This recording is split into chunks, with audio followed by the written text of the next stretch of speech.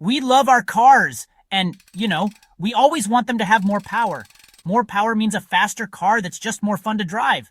But honestly, more power usually uses more fuel. Wouldn't it be great if we could get more power without using more fuel? That's where turbochargers come in.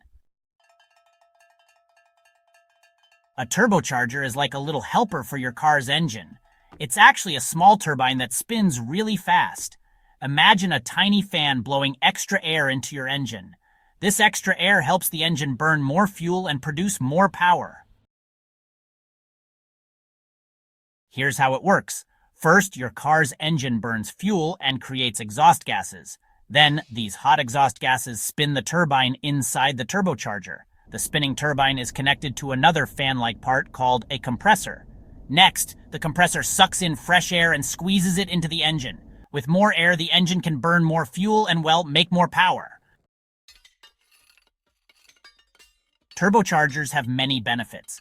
They give your car more power, kind of like a boost button for overtaking. They can also help your car use less fuel, especially on the motorway. Plus, turbocharged engines can be smaller and lighter than bigger engines without turbos. However, turbochargers also have some downsides. One issue is turbo lag. Sometimes there's a delay between pressing the accelerator and feeling the extra power from the turbo. Another issue is heat. Turbochargers get very hot, which can be hard on the engine.